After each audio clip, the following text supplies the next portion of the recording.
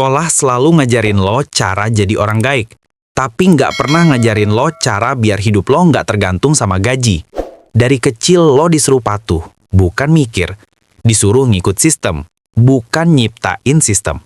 Dan yang paling ironis, lo dikasih PR matematika tiap malam, tapi nggak pernah dikasih tahu gimana cara uang itu sebenarnya mainin hidup lo.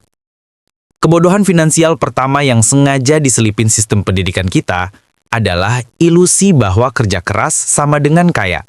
Padahal, itu cuma setengah kebenaran yang udah direkayasa, karena di dunia nyata, kerja keras tanpa strategi cuma bikin lo capek, bukan kaya. Lo bisa keringetan tiap hari, lembur tiap minggu, tapi tetap nggak punya apa-apa.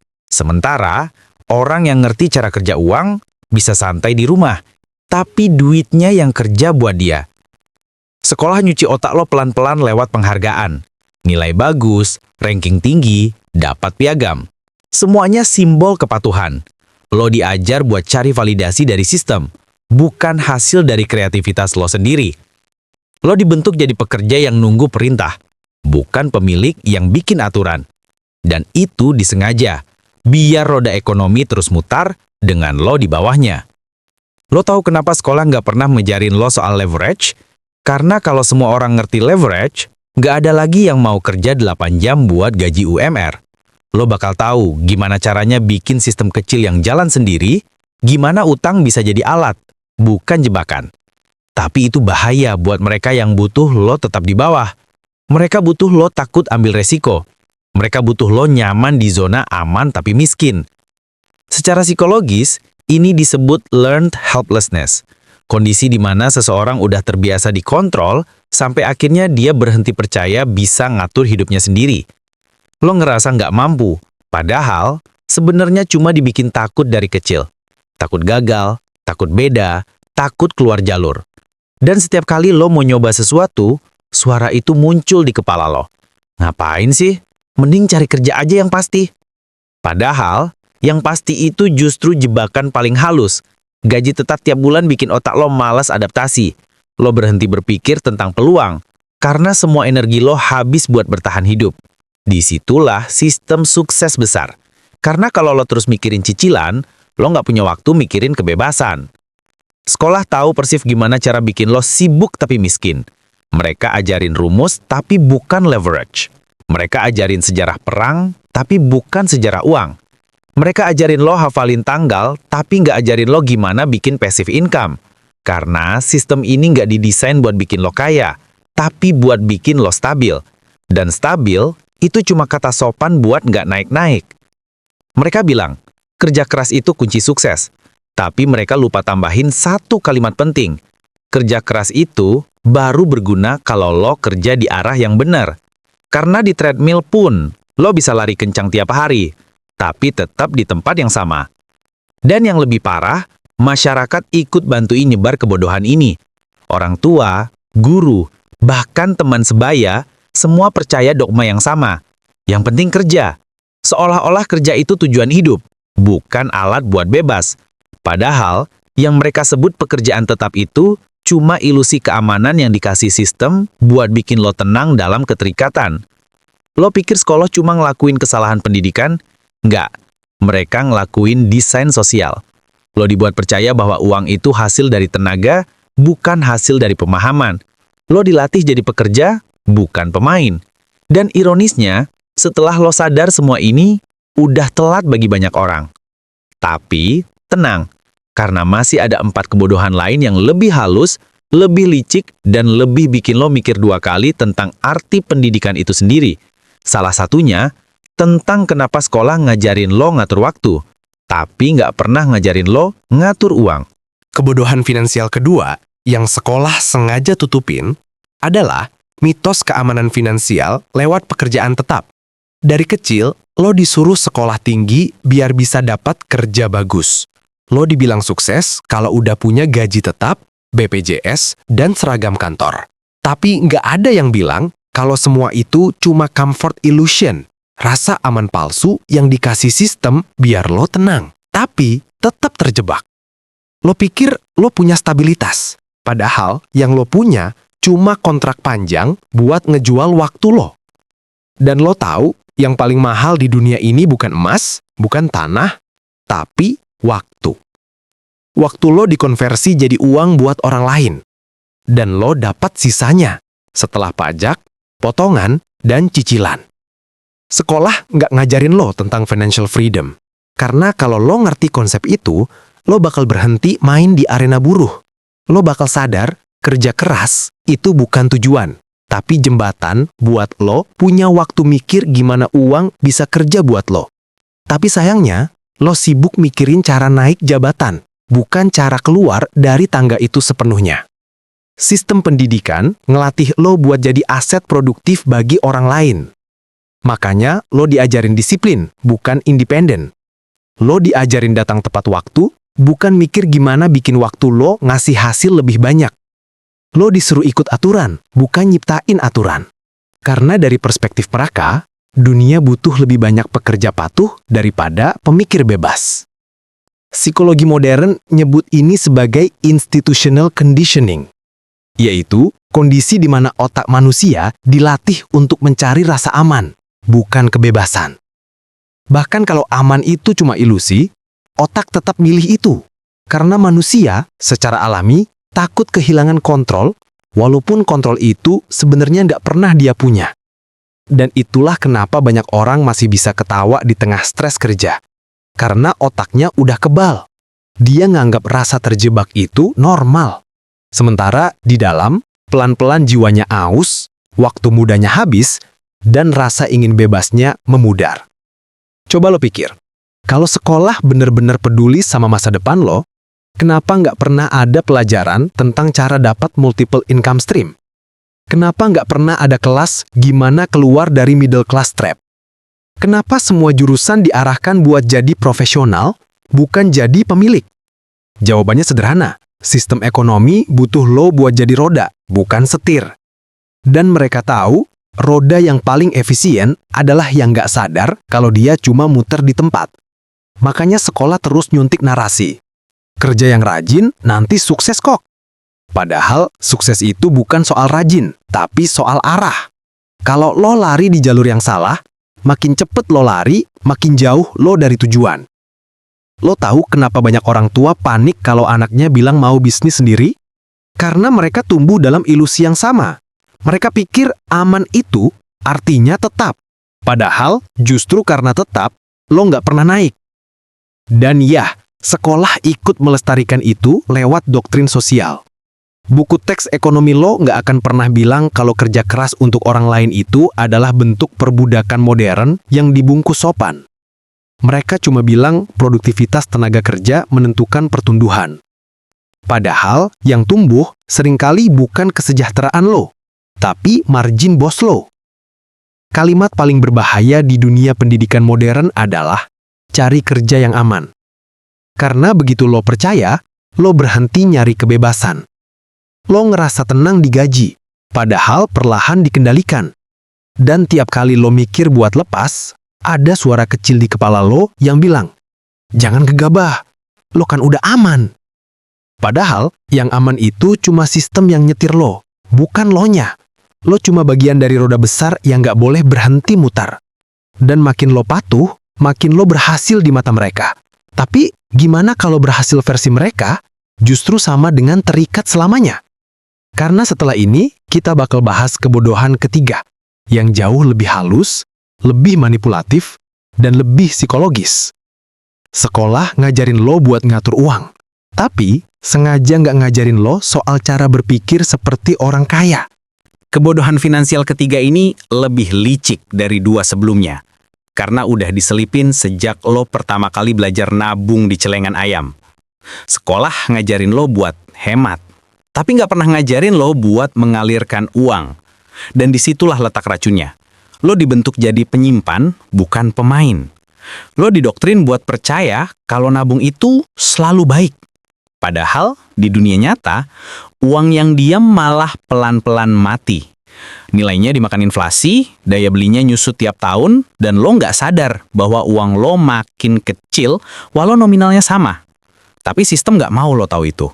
Karena kalau lo sadar, lo bakal nuntut alternatif. dan mereka nggak siap kalau semua orang tiba-tiba mau melek investasi. Sekolah ngajarin lo nabung, bukan investasi. Karena konsep mengembangkan uang terlalu berbahaya buat sistem yang tergantung sama stabilitas sosial.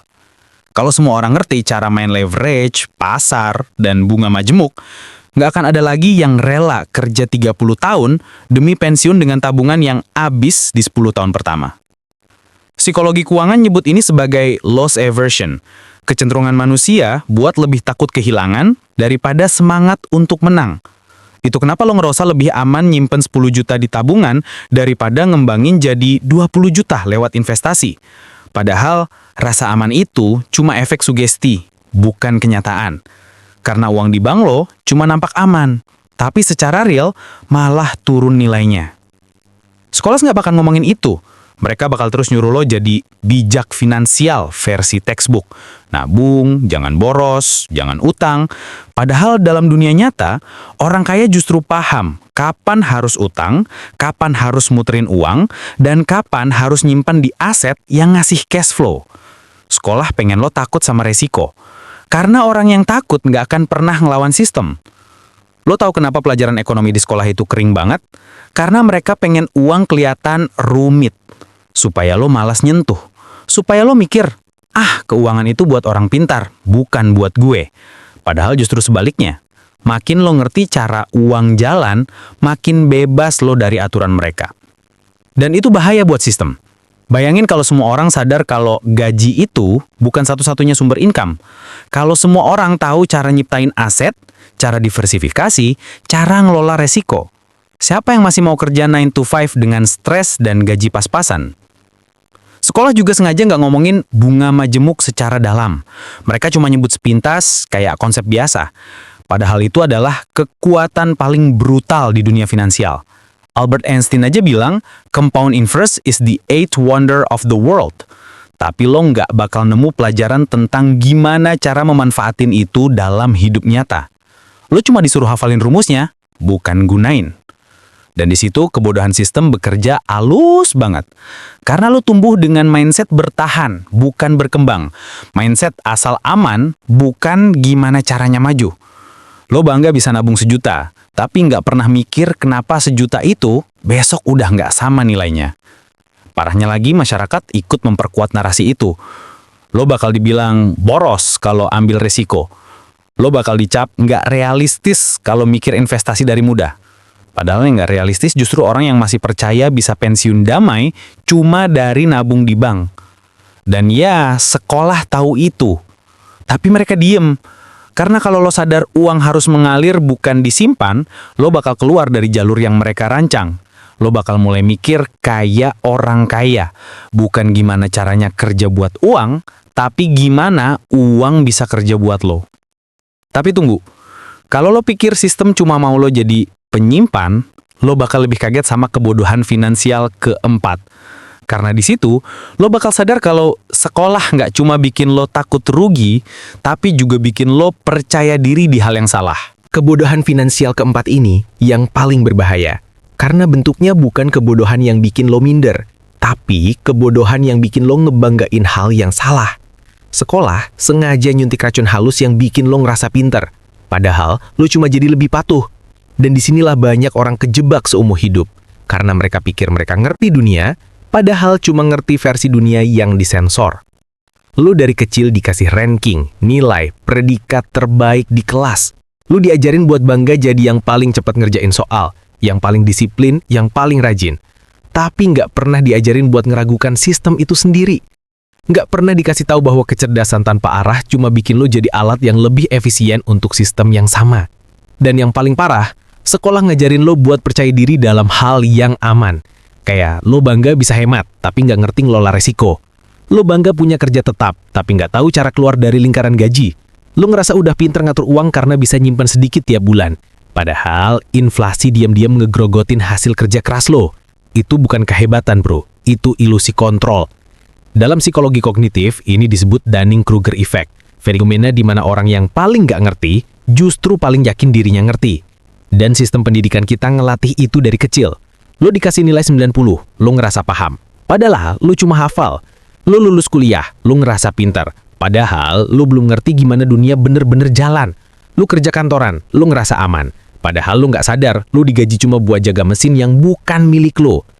Kebodohan ini manis, karena dikemas dengan rasa bangga. Lu bangga dibilang anak baik, padahal itu cuma sinonim dari nggak ngebangkang. Lu bangga dapat promosi, padahal artinya cuma sistem makin yakin lu nggak akan kabur. Lu bangga bisa beli mobil, padahal lu nyicil 5 tahun ke depan buat barang yang nilainya terus turun. Lucunya, lu bahkan upload pencapaian itu ke media sosial dan orang-orang lain ikut ngerasa iri. Padahal, semuanya cuma parade perbudakan modern dengan pencahayaan bagus. Sekolah bikin lu percaya kalau kebahagiaan datang dari validasi eksternal. Nilai bagus, gelar tinggi, jabatan keren, semua itu bikin dopamin lu naik. Dan otak lu jadi kecanduan penghargaan. Itu kenapa lu terus ngejar pengakuan, bukan kendali. Sampai akhirnya lo tua dan sadar, yang lo kumpulin seumur hidup bukan kekayaan, tapi persetujuan dari orang lain. Padahal, orang-orang kaya yang lo kagumi, mereka main di arena berbeda. Mereka nggak butuh nilai bagus buat berani gagal. Mereka ngerti bahwa kepercayaan diri yang sejati datang dari eksperimen, bukan kepatuhan. Dan justru karena mereka berani bodoh, mereka bisa belajar hal yang sekolah nggak pernah mau ajarin. Gimana sistem bisa dimainin balik. Tapi, sekolah nggak mau lo sampai di situ. Mereka lebih suka lu puas dengan kepintaran yang aman. Biar lu sibuk merasa lebih baik dari orang lain, padahal lu cuma lebih dalam di kandang yang sama. Lu pikir lu bebas, padahal lu cuma dikasih ilusi pilihan. Kerja di kantor A atau B, kuliah di jurusan X atau Y. Tapi ujungnya tetap, lu kerja buat orang lain. Dan yang tahu yang paling ironis, lu diajarin buat takut gagal. Padahal kegagalan itu satu-satunya cara biar lu paham cara main sebenarnya. Sekolah ngebentuk lu jadi pemain yang nggak pernah berani mulai. Karena buat sistem, orang yang takut gagal itu paling gampang dikontrol. Mereka bakal ngikut aturan karena ngerasa nggak cukup pinter buat ngelawan. Dan orang yang terlalu yakin sama kepintarannya, nggak akan sadar kalau dirinya justru lagi dimainin. Jadi, ya mungkin sekarang lu udah ngerti kenapa makin banyak orang pinter yang tetap miskin. Karena dunia nggak bayar lu buat pinter. Dunia bayar lu buat ngasih nilai. Dan sekolah nggak pernah ngajarin lu bedain dua hal itu.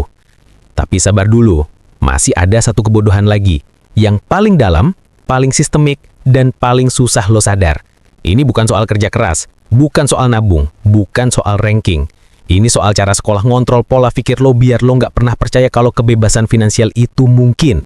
Kebodohan finansial kelima ini, yang paling dalam, paling licik, dan paling sulit disadari.